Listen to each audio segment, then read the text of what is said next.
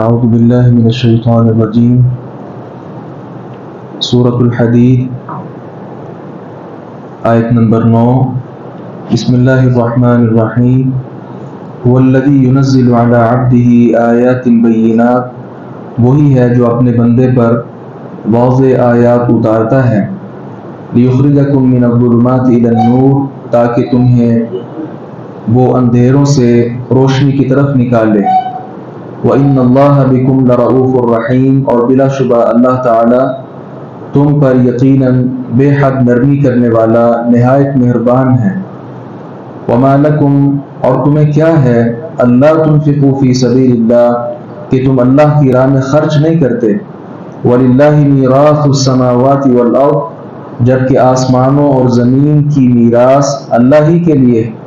لا يستوی منکم من انفق من قبل الفتح وقاتل، تم میں سے جس نے فتح مکہ سے پہلے خرچ کیا اور جنگ کی، وہ یہ عمل بعد والے کرنے والوں کے برابر نہیں ہے۔ اولئک اعظم درجۃ، یہ لوگ درجے میں زیادہ ہیں، من الذین انفقوا، ان لوگوں سے جنہوں نے خرچ کیا، من بعد، اس کے بعد، وقاتلوا، اور انہوں نے قتال کیا۔ وَكُلًّا وَعَدَ اللَّهُ الْحُسْنَى، اور اللہ تعالیٰ نے ہر ایک کے ساتھ اچھے بدلے کا، اچھی جزا کا وعدہ کیا ہے۔ وَاللَّهُ بِمَا تَعْمَلُونَ خَبِيرٌ، اور اللہ تعالیٰ اس سے جو کچھ تم کرتے ہو پوری طرح باخبر ہے۔ اللہ رب العزت کی صفات ہم گزشتہ آیات میں پڑھ رہے تھے، تو اس بات کا تذکرہ ہے کہ اللہ ہی وہ ذات ہے جس نے اپنے بندے پر واضح آیات اتاری۔ یہ واضح آیات وہ ہیں، قرآن پاک کی آیات وہ ہیں کہ جو انسان کو اندھیروں سے نکال کر روشنی کی طرف لے کر آتی۔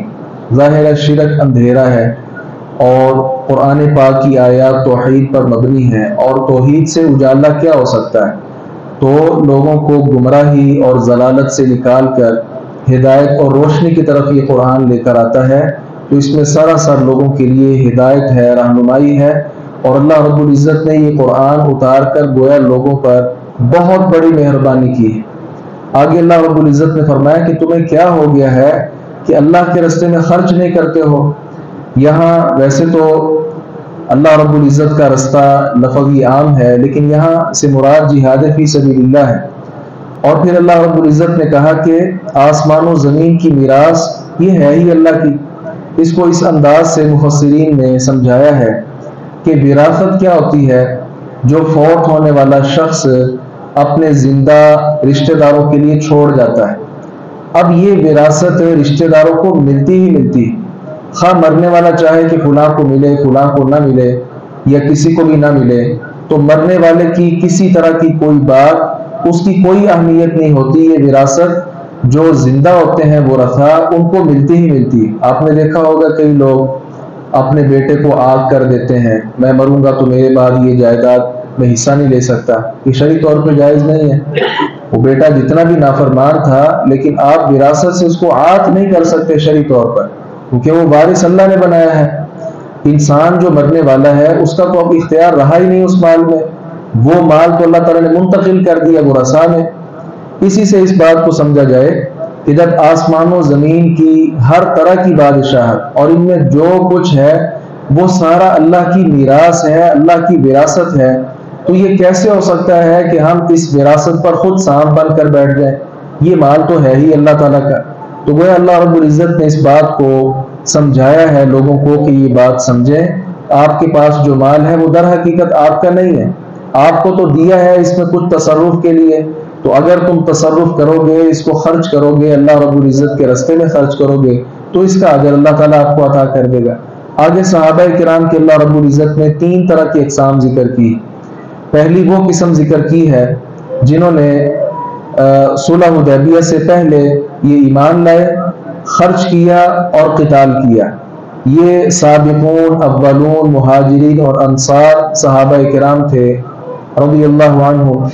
دوسرے نمبر پر وہ صحابہ ہیں جو صلح حدیبیہ کے بعد اور فتح مکہ سے پہلے ہجرت اور نصرت کا انہوں نے شرف حاصل کیا۔ تیسرے نمبر پر وہ صحابہ کرام ہیں جو فتح مکہ کے بعد مسلمان ہوئے، ان سب کے درجات ہیں. ظاہر ہے جو فتح مکہ کے بعد مسلمان ہوا وہ پہلے درجے والے صحابہ کرام کا مقابلہ نہیں کر سکتا. اسی طرح درجہ بدرجہ.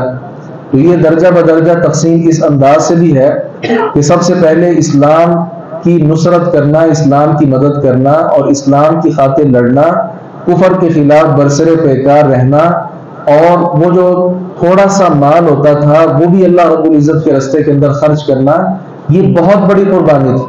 ظاہر ہے جنہوں نے یہ قربانی دی اللہ تعالیٰ نے ان کا اجر بڑھا دیا. اسی طرح درجہ بدرجہ. لیکن اللہ رب العزت نے آخر میں فرمایا وَكُلًّا وَعَدَ اللَّهُ الْحُسْنَى. ہر وہ شخص جس نے پیغمبر علیہ السلام کی زیارت کر لی ایمان کی حالت میں، وہ صحابی رسول ہے، ہر ایک کے ساتھ اللہ نے خیر کا ارادہ کیا ہے، بہتر اور اچھی چیز کا اللہ رب العزت نے ان کے ساتھ ارادہ کیا. تو یہاں سے یہ بات سامنے آتی ہے کہ صحابہ کرام خواہ وہ اوپر والے درجے کا صحابی ہو یا نیچے والے درجے کا صحابی ہو، بہرحال وہ صحابی ہے. اور یہ بات تو کئی ائمہ کرام سے بھی منقول ہے. عمر بن عبدالعزیز رحمہ اللہ اور بعض دیگر جو ائمہ کرام تھے، ان سے جب یہ سوال ہوتا کہ فلاں بہت بڑا جو عالم ہے حدیث بیان کرنے والا وہ زیادہ بہتر ہے یا فلاں صحابی بہتر، تو وہ اس پر غصے ہو جاتے تھے اور کہتے تھے کہ صحابہ کرام صحابی ہونے کے لیے اتنا ہی کافی ہے کہ اس نے ایمان کی حالت میں پیغمبر علیہ السلام کا دیدار کر لیا. بھلے بعد کے لوگوں کو حدیثیں زیادہ یاد ہیں، علم کسی کے پاس زیادہ ہے، لیکن درجے کے اعتبار سے کوئی عالم بھی کسی ایک صحابی تک نہیں پہنچ سکتا.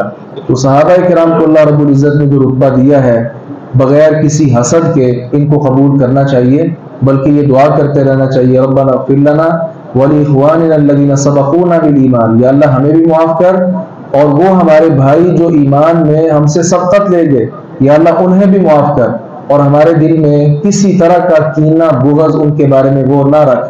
یہ اللہ رب العزت نے دعا سکھائی ہے، یہ دعا کرتے رہنا چاہیے. اللہ تعالیٰ سے دعا ہے باری تعالیٰ حق بات کو سمجھنے اور اس پر عمل پیرا ہونے کی توفیق عطا فرمائے. وآخر دعوانا الحمد للہ رب العالمین.